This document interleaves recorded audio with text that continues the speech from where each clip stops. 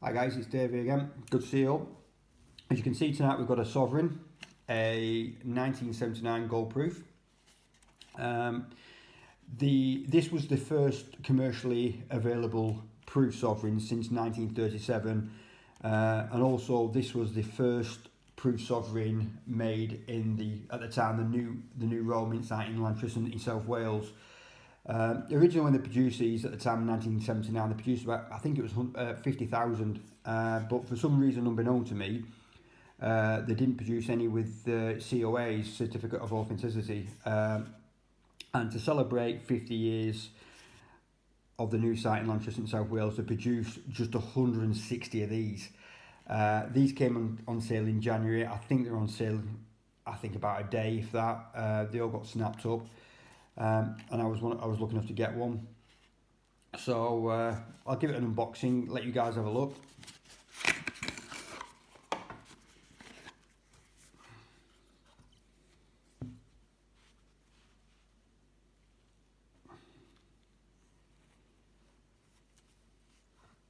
And there we go. Like I said, these are low numbers. It's 55 out of 160.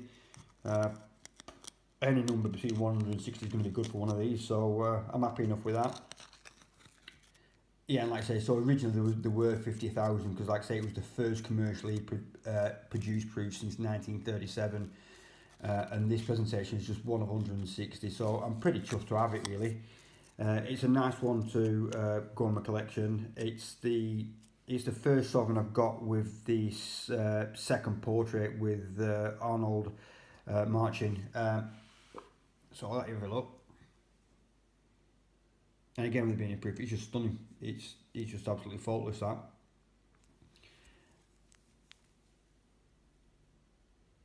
And the obverse of this is what I always remember as a kid. I was born in this generation, so all the coins growing up, they're really big 50 pence pieces. Strangely enough, I still like 50 pence pieces now, but the really big 50 pence. These are all the second portrait that I grew up with, and even now, when if you think about a portrait of the Queen, this is one that's kind of etched into the back of my mind.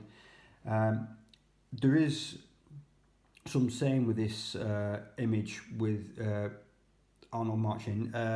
This would have been on all the coins, and they used a modified version of this image on all our stamps, and there's a lot of people saying it's actually the most reproduced image ever. Because if you think about it, the coins, the stamps, and all the territories, there must be this, in some way or another, this has been reproduced, must be trillions of times now. So nobody can be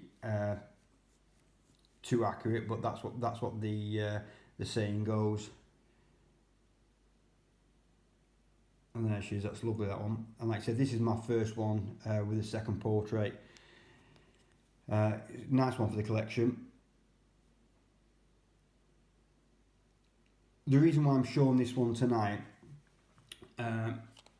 it just shows it. Like I said, this sort of the Royal Mint are starting to produce what I call historic coins in these sorts of presentations. And this is only my thoughts. Nobody's telling me anything, or I'd love to have some inside information, but I haven't.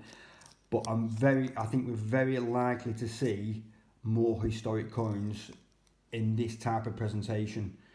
I should know more later on this week, but like I say, I think the Royal Mint now are producing sort of historic coins with limited numbers, limited batches, or different sorts of COAs and things like that. I can see some new products coming out this year, and for coin collectors like me, I like this sort of thing. I can see some people, some stackers out there, and some other like different graded coins, what have you, might not like it, or might not float their boat, and it's everybody's choice, really. You pay your money and take your chance, but I like the coins from the Royal Mint like this. As far as I'm concerned, it's like getting something from the man from Del Monte. It's.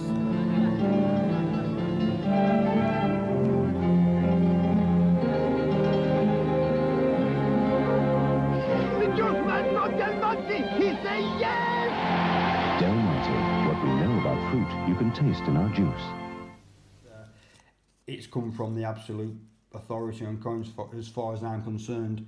I know there's lots of grading companies out there and what have you, but I'm getting now skeptical of these grading companies, because you watch a lot of YouTube channels, and I think there's far too many people out there pushing their own agendas, pushing, you know, coin collectors or enthusiasts onto certain kind of grading houses, should we say, mentioning no names. Dave knows what I'm on about, and it's becoming a little bit too blatant. And I think, you know, it's you see some people's videos on there, there's sorts of gradings on there, and they seem to be hitting bingo every single one. You know, I've got this, it's MS70, it's MF70, it's Ultra Cameo, and it's almost driving people into certain grading houses. So all I'm saying to people is be skeptical out there. I'm doing this just purely for show and tell, purely for fun. I've got no financial gain or benefit from anybody. The reason why I do these videos, because it forces me to learn a little bit more about coins. I'm interested in it, and one thing I've found out on YouTube the last 4 or 5 weeks, it's been actually great talking to a lot of people, which is, it's fantastic. I exchange emails with quite a few guys now and chat back and forth daily with the likes of Graham, Coin Collector, Andy up in Scotland, Fraser.